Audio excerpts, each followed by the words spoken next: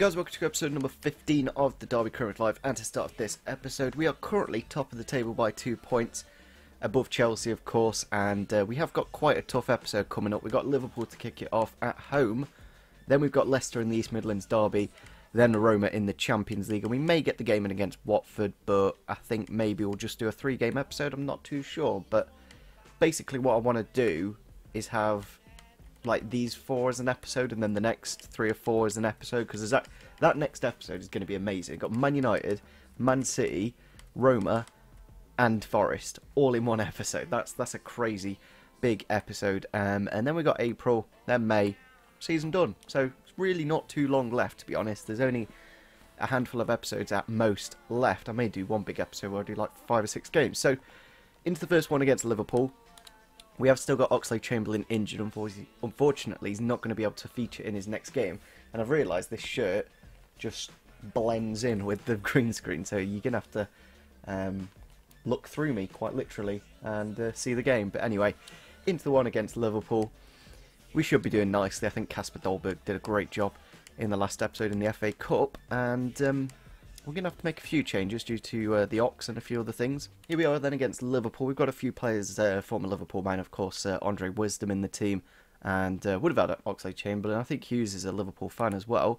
But looking at their team, they've got Karius in goal, Trippier, Mustafi, Masaccio, Williams, Chirivella, Emre Can, Rabiot, Coutinho, Solanke, and Mo Salah. It's a bit of a stronger team than normal. Normally they play really weak wingers, but this time we're actually playing against Salah and Coutinho.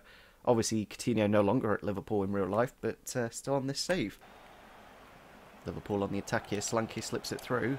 It's been tackled in the box, and Solanke takes the shot, and he's found the back of the net against his former club. I did actually remember, I think it was season 2, we had him on loan, and he scored against his former club. Obviously, he didn't really make much of an impact here. He was only around like 74-ish rated, I think, when we had him, so wasn't too good at all, but he has got the first goal in this game. I think he's at least 80 rated now. He was one of the players I was looking at when we went to the World Cup, but it's kind of, I don't know, Max Low-ish. Like, he just took a poor touch and got into Solanke's tackle, and it's his second goal this season.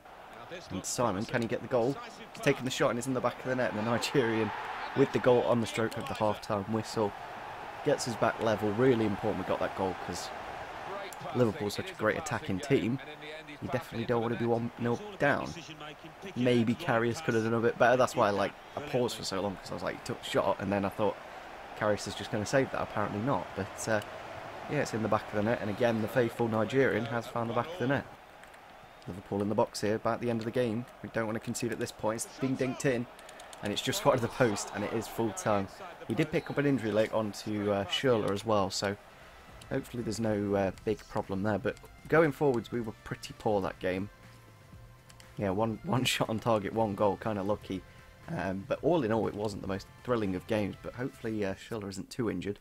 Transfer talks have broken down for Sessegnon Cambo then, with Sunderland, I think it was, in the last episode. And we've got the final scout report here for Casey Palmer. We'll have a look at that. Also, the negotiations with Scott Carson over. It was just in case if we needed that extra goalkeeper, which we didn't actually need in the end, because for some reason, even though it said player sold right here, he's still at the club. Now, one thing that might be the reason why he didn't actually go is because if at that point, if he was sold, we'd only have 1 goalkeeper. So I don't know if there's some kind of rule where you have to have 2 goalkeepers at the club, but I'm not too sure. But as you can see, Casey Palmer, 78 rated, would be good enough quality for this team. 94 acceleration and 82 sprint speed, very good agility as well, decent strength as well, and good ball control, dribbling, passing, shot, decent. So yeah, we'll probably look at him in the summer. I like to make realistic signings, of course. If Derby sign anyone from now until the end of the season as well, I'll have a look. But all in all, most of the players that we have, like for example Joe Ledley, obviously he's quite old, and we didn't really get the best out of him at the start of this career mode. But yeah, it's quite an aging squad we do have in real life. But nevertheless, into the next game against Leicester. Luckily, I think Chelsea must have lost, or they drew. I think they drew as well. Yeah, they must have drawn as well, which means we're still 2 points ahead of them, so that's good to see. Leicester are currently in 10th, only 4 points off the top 5 though, so still Very close indeed, and we need to make sure we get the 3 points again at the King Power Stadium. Here we are then at the King Power against Leicester. They always seem to be quite tough each season. They've got Pryor in goal, Mario Asper, Robert Huth, who must be about 35 years old, Zuma Elder, Adama Amati, Ndidi El Shoure, Musa and Selemani. Those two up front always seem to do damage against us, and El Shoure out wide, of course. Very good team indeed, and we seem to always struggle against a 4-4-2, so maybe a formation change will be needed, but here's our lineup. I'm actually going to swap the wingers just because I kind of prefer Adams on that left and Salmon on the right. Moves on the ball with the shot and with the goal. It's a great goal from the Nigerian to find the back of the net and to make it 1-0 in about the 65th minute of the match. Just made our substitutions as well, and I might be tempted to keep Dolberg on, to be honest. Or, to be honest, Mason Bennett was quite an impact a few games ago. But I might keep Dolberg on. And Adams is in a bit of space now with the shot and with the goal. Che Adams is in that space, and he has found the equaliser there in the last 5 minutes, the last 10 minutes just about. So still time to find a winner, but there's a lot of space there on that left-hand side of the pitch for us, and stuck it on his left foot and tucked it in that top left-hand corner. Should be about his fifth goal this season, and I don't mind a point, but we do need to turn these draws into wins. Dolberg with the ball here. Can we get it into Abraham? We have. Now back into Dolberg with the shot and with the goal. Back-to-back goals in 2 minutes there, and it is the Danish who just set up the previous goal, driving it forwards from the cam position, linking up nicely with Tammy. And this combination seems to work, the Tammy and Dolberg combination. It means Dolberg having to play cam, but he seems to be quite effective there. That's where he got those 2 goals in the FA Cup from, and that's where he's got his 2nd goal in the Premier League. And there we are, full time against Leicester City. A late comeback from us to get the 3 points in the end. I must say their fullback Elder stopped a lot of our attacks. Callum Elder, I don't know who he is, I don't know what rating he is, but seems to be quite decent indeed. We only really had 5 good chances and managed to win the game in the end, so that's really important and keeps us top. So we do have the game against Roma coming up, and then in 2 days' time we have the round of 16 against Chelsea.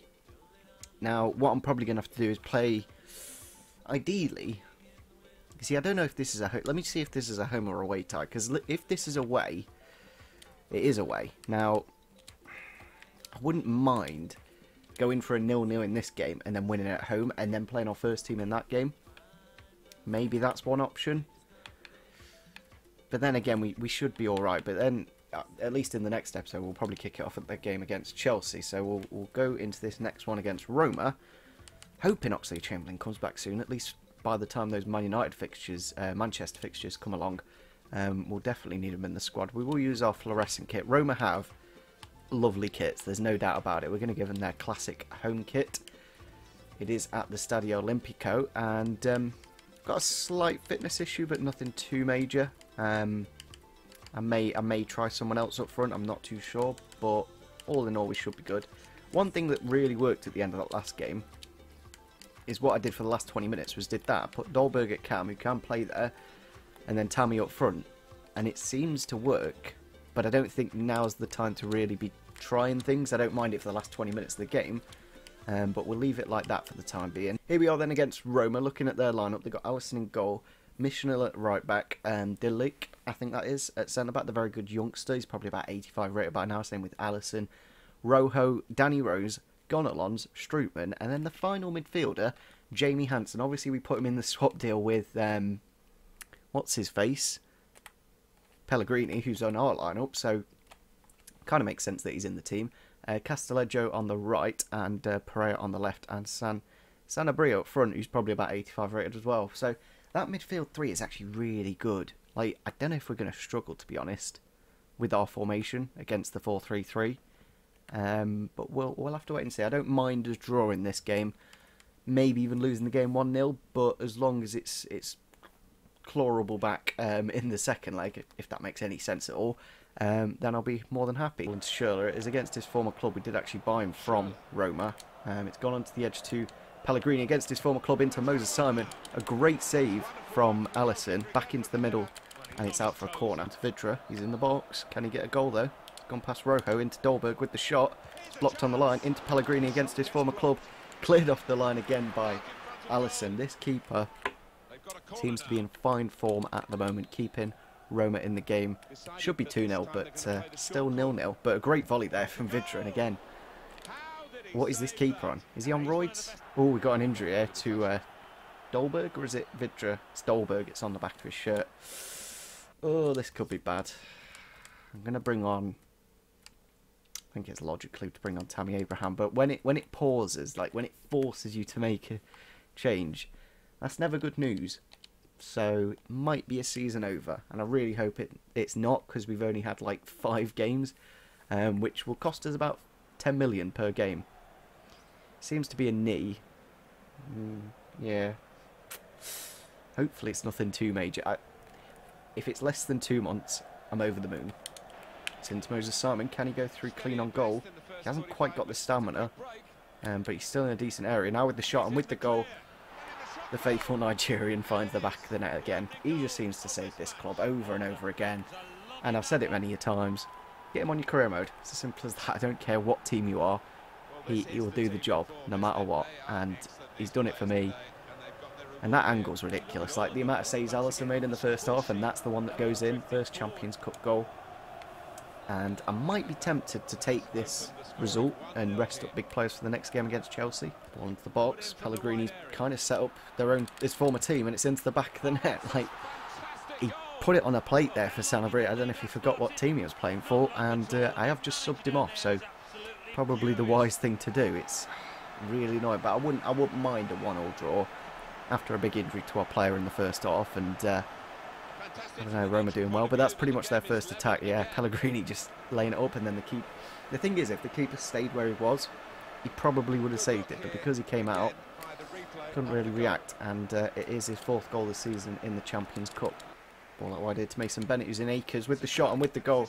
Seems to be all right wingers. They seem to be getting the goals, and we are 2-1 in front with 15 minutes to go. I think goal difference, like away goals, do matter. It was a great ball actually from Kerr into Bennett, and just as good as a finish from the young Englishman, and it's his 2nd goal in the Champions Cup. And yeah, let's just getting those goals and making sure we get through will be important. Tammy with the ball is strengthening off the defenders. He's in the box. Can we get a 3rd? It's into Vidra with the goal, makes it 3-1, and makes that second leg slightly more comfortable. It's kind of annoying now when like the game mechanics don't realise that there's going to be a second leg, so at this point Roma would probably like just make sure they don't lose too many goals, but at the other end they're really vulnerable, so it's kind of made the second leg quite easy, as you can see, when nicking the ball off the defenders, and may make it 4. There we are, full time against Roma. We have won 3-1 at the Stadio Olimpico. I must say, Alisson in that first half was really doing a great job to keep that ball out of the back of the net. I thought that was a goal, apparently not, and then they saved this one as well just before the end of the first half. Pellegrini bringing it forwards. Was it another one? Oh, it was this one here with Gondolons. We get it across, Dolberg lays it off, and then it's just almost in, and somehow Alisson keeps it out. And yeah, probably did deserve to win, but well, we did. Yeah, we did absolutely dominate them, and maybe they were lucky to get 1 goal. So the question is, how long is Dolberg going to be injured for? 7 months with an ACL injury. They are just... I remember we had one to Kerr last season, so he is going to be out until the end of the season now, Dolberg, which is such a shame. But we do have plenty of depth in that position, so maybe a blessing in disguise just to keep all the players happy, of course. But we did spend 50 million on him, and he's the one to get the ACL injury, so it's a little bit frustrating. I don't think he has got the injury-prone trait, so it's just one of those things at the end of the day that you have to deal with in football at times. But yeah, I think on that note, we're probably going to end off this episode here. We have got the FA Cup game against Chelsea next. I'm hoping we can play quite a strong team, and I'm hoping Oxlade-Chamberlain can come back from injury pretty soon, because we could do with an extra winger, because we are kind of having to play Mason Bennett, for example, which I shouldn't really need to do, even though he did get us that 3rd goal in that last game. So you can't really complain with him, but yeah, we'll have to wait and see in the next episode, of course, what fitness is like against Chelsea. So yeah, hopefully you guys did enjoy this episode. Leave a like if you did enjoy it, and see you soon. Bye.